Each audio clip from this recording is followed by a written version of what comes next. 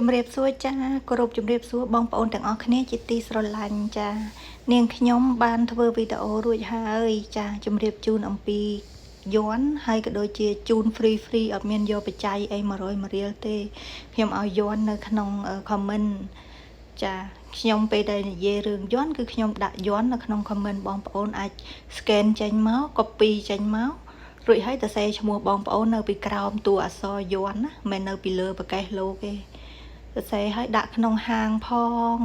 ចាដាក់កន្លែងលក់ដូរផងហើយកុំភ្លេចចាសូត្របាញ់ទឹកអប់រាល់ថ្ងៃកុំញ៉ាំសាច់គោកុំប៉ះចាប់សាច់គោអញ្ចឹងនាងខ្ញុំជម្រាបជូនហើយនៅតែមានបងប្អូនខ្លះនៅតែឆាត comment មកសួរនាងខ្ញុំចាអញ្ចឹងនាងខ្ញុំក៏អត់ដឹងថានិយាយមិនដែរមានតែគោរពអញ្ជើញបងប្អូនទាំងអស់គ្នាទៅមើលវីដេអូចាស់ចាវីដេអូចាស់ដែលនាងខ្ញុំធ្វើណាចាហើយបើសិនជាបងប្អូនអត់ជ្រាបថា page ផ្លូវការរបស់នាងខ្ញុំមួយណាចាំខ្ញុំដាក់ page ផ្លូវការជូនបងប្អូនពេលដែលមើលរឿងយ័ន្តហ្នឹងមិននាងខ្ញុំជម្រាបជូនមួយដំណាក់កាល3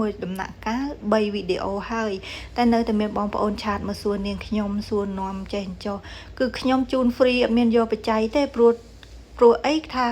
ខ្ញុំឲ្យបងប្អូននៅជាតិនេះ free ជាតិក្រោយខ្ញុំមានកើតមកមិនខ្វះលុយចាយឲ្យធ្វើបន់ទៀតចាអញ្ចឹងសូមបងប្អូនចូលមើល page ផ្លូវការរបស់នាងខ្ញុំណាហើយ share ម្នាក់5ដងនេះជា page ផ្លូវការរបស់ខ្ញុំចាខ្ញុំបានបច្ច័យពីនឹងមកខ្ញុំជួយកុមារកំព្រាចាជនភាសឹកបងប្អូនវីរៈកងទ័ពក៏ដូចជាពេទ្យកុមារអញ្ចឹងខ្ញុំទៅធ្វើបន់ទៀតធ្វើបន់សាងសង់ព្រះវិហារទៀតចានៅវត្តណាអញ្ចឹងទៅណាអញ្ចឹងសូមបងប្អូនជួយមើលហើយ share ចេញម្នាក់5ដងអញ្ចឹងជួយចុច like ចុច comment ឲ្យបេះដូងមកផងណាអរគុណបងប្អូនដែលបាន comment ពាក្យល្អចាអញ្ចឹងនេះជា Facebook page ផ្លូវការរបស់ខ្ញុំគឺ page រោបច្ច័យដើម្បីយកមកជួយចាធ្វើបន់ពិតអត់មានកុហកហើយឥឡូវនេះដោយសារនាងខ្ញុំមកដល់ប្រទេសឥណ្ឌាហ្នឹង 3-4 ថ្ងៃហើយអត់ទាន់បានធ្វើវីដេអូជូនបងចាប់អ៊ំពូមីងទេព្រោះរវល់តែនិយាយរឿងយ័ន្តចាអញ្ចឹងខ្ញុំនឹងដាក់យ័ន្តហ្នឹងគឺនៅក្នុង comment ចាឲ្យបងប្អូនចាយកទៅ copy ហើយចាឲ្យច្បាស់ណាឲ្យគេ scan ចេញមក color ចាចឹងយ័ន្តពណ៌ក្រហមនេះគឺដាក់ក្នុងតូបរ៉ូស៊ីដាក់ក្នុងកាបូបលុយបានចំណែកចាយ័ន្តមួយទៀតគឺយ័ន្តពណ៌លឿងបងប្អូនដាក់ឲ្យកន្លែងរ៉ូស៊ីផងដាក់ក្នុងកាបូបលុយផង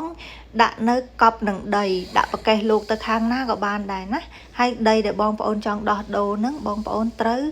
ធ្វើស្មៅឲ្យស្អាតចាជំរះឲ្យស្អាតហើយព្រលឹមឡើងបងប្អូនត្រូវបាញ់ទឹកអប់រាល់ថ្ងៃសូត្របើករាល់ថ្ងៃហើយនឹងចោកសក់រាល់ថ្ងៃអញមិនខ្វះលុយចាអរគុណបងប្អូនគោរពជម្រាបលាជួបគ្នាវីដេអូក្រោយ